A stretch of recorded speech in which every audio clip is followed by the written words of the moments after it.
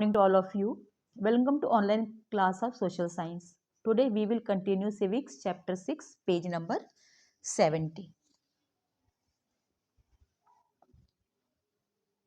From the above incident you can see that the four key players in the criminal justice system are the police, the public prosecutor, the defense lawyer and the judge. You have seen the roles each of them played in the above case. Now let us try and understand their roles more generally. Students, कल हमने एक story board समझा था जिसमें police, public prosecutor, defence lawyer और जज के role के बारे में बताया गया था कि किस प्रकार हमारी क्रिमिनल जस्टिस सिस्टम में ये सभी लोग एक इम्पॉर्टेंट रोल प्ले करते हैं. What is the role of the police in investigating a crime? One important function of the police is to investigate any complaint about the commission of a crime. An investigation includes recording statements of witnesses and collecting different kind of evidence. On the basis of the investigation, the police are required to form an opinion. If the police think that the evidence points to the guilt of the accused person, then they file a charge sheet in the court. As stated as the beginning of this chapter, it is not the job, now come to the page number 71,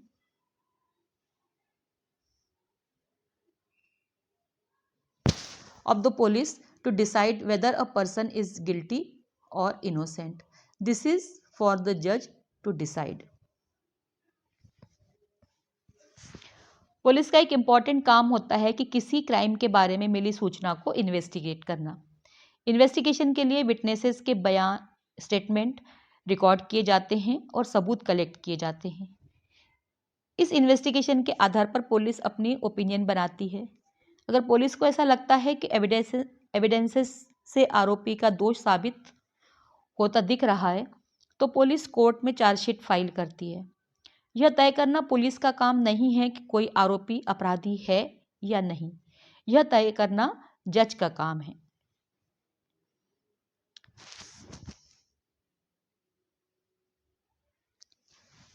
You read in Unit 2 about the rule of law, which means that everyone is subject to the law of the land. This includes the police.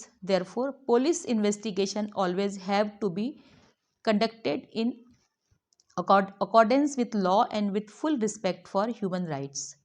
The Supreme Court has laid down guidelines that the police must follow at the time of arrest, detention and interrogation.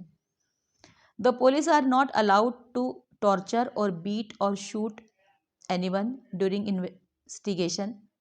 They cannot inflict any form of punishment on a person even for petty offenses. Chapter 2 में हमने rule of law के बारे में पढ़ा था, जिसका अर्थ है कि प्रत्येक व्यक्ति देश के कानून के अधीन है. पुलिस भी इसी कानून के तहत आती है. इस कारण पुलिस को हमेशा कानून के अनुसार और ह्यूमन राइट्स का रिस्पेक्ट करते हुए इन्वेस्टिगेशन करना चाहिए. सुप्रीम कोर्ट ने अरेस्ट, डिटेंशन और इंटरोगेशन मीन्स गिरफ्तारी, पुलिस की कस्टडी में रखना और आरोपी से पूछताछ करते समय पुलिस के लिए कुछ गाइडलाइंस बनाई हैं. इन गाइडलाइंस के अनुसार पुलिस को इन्वेस्टिगेशन के समय किसी को भी टॉर्चर करने, पीटने या गोली मारने का अधिकार नहीं है. किसी छोटे से छोटे अपराध के लिए पुलिस किसी को सजा नहीं दे सकती.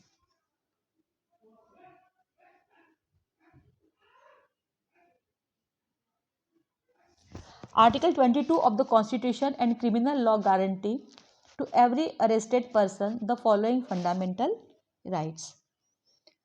कॉन्स्टिट्यूशन के आर्टिकल 22 और क्रिमिनल लॉ प्रत्येक गिरफ्तार व्यक्ति को निम्नलिखित फंडामेंटल राइट्स देता है. The right to be informed at the time of arrest of the offence for which the person is being arrested. गिरफ्तारी के समय उसे यह जानने का अधिकार है कि गिरफ्तारी किस कारण से की जा रही है. The right to be presented before a magistrate within 24 hours of arrest. गिरफ्तारी के 24 घंटे के अंदर मजिस्ट्रेट के सामने पेश होने का अधिकार. The right not to be ill treated or tortured during arrest or in custody. गिरफ्तारी के दौरान या कस्टडी में किसी भी प्रकार के टॉर्चर या इल ट्रीटमेंट से बचने का अधिकार. Confession made in police custody cannot be used as evidence against the accused. Police custody में दिए गए बयानों को एविडेंस के तौर पे यूज ना करने का अधिकार. A boy under 15 years of age and women cannot be called to the police station only for questioning. 15 वर्ष से कम एज के बॉय और महिलाओं को केवल इन्वेस्टिगेशन के लिए पुलिस स्टेशन नहीं बुलाया जा सकता.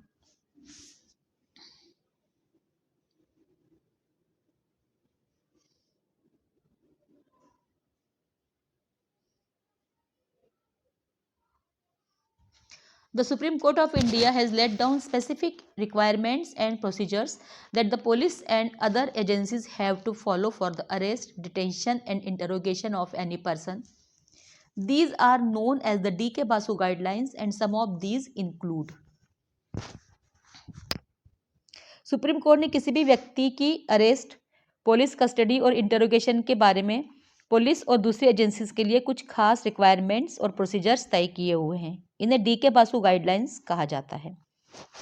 Number 1, the police officials who carry out the arrest और interrogation should wear clear, accurate and visible identification and name tag with their designation. Arrest या इन्वेस्टिगेशन करने वाले पुलिस ऑफिसर की यूनिफॉर्म पर क्लियर, एक्यूरेट और विजिबल नेम टैग होना चाहिए. A memo of arrest should be prepared at the time of arrest and should include the time and date of arrest. It should also be attested by at least one witness who could include a family member of the person arrested. The arrest memo should be countersigned by the person arrested. Arrest के समय arrest memo में arrest से संबंधित जानकारी, time और date mention होनी चाहिए. Arrest memo में किसी एक व्यक्ति के विटनेस के तौर पर सिग्नेचर होना चाहिए जो गिरफ्तार व्यक्ति के परिवार का मेंबर भी हो सकता है और गिरफ्तार व्यक्ति के सिग्नेचर भी होने चाहिए. द पर्सन अरेस्टेड, डिटेन्ड और being interrogated has a right to inform a relative, friend और वेलविशर. कस्टडी में रखे गए व्यक्ति जिससे पुलिस इंटरोगेशन कर रही है उसे अपने रिलेटिव या फ्रेंड को इन्फॉर्म करने का अधिकार होता है. When a friend or relative leaves outside the district, the time, place of arrest and venue of custody must be notified by police within 8 to 12 hours after arrest. जब गिरफ्तार व्यक्ति का रिलेटिव या दोस्त उस डिस्ट्रिक्ट से बाहर रहता है तो अरेस्ट के 8 से 12 घंटे के अंदर अरेस्ट का समय, स्थान और कस्टडी की जगह के बारे में जानकारी भेज दी जानी चाहिए. Now come to the page number 72. First, information report FIR. It is with the registration of an FIR that the police can begin their investigation into a crime.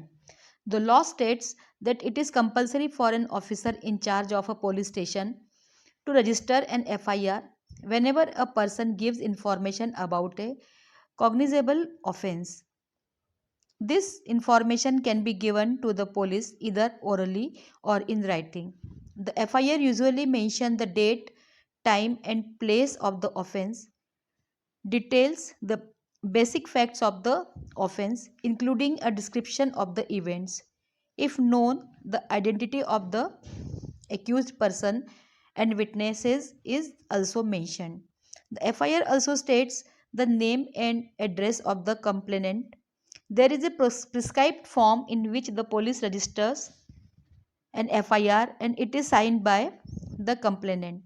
The complainant also has a legal right to get a free copy of the FIR from the police. FIR register होने के बाद ही police किसी crime की investigation कर सकती है. कानून के अनुसार किसी कॉग्निजेबल क्राइम की इंफॉर्मेशन मिलने के बाद पुलिस स्टेशन के इंचार्ज को FIR रजिस्टर करनी चाहिए. यह इंफॉर्मेशन पुलिस को ओरल या रिटर्न किसी भी रूप में दी जा सकती है. FIR में सामान्यतः क्राइम की डेट, टाइम और जगह, दूसरे डिटेल्स और इंसिडेंट को मेंशन किया जाता है। अगर एक्यूज्ड के बारे में पता हो तो उसका और विटनेस का नाम लिखा जाता है।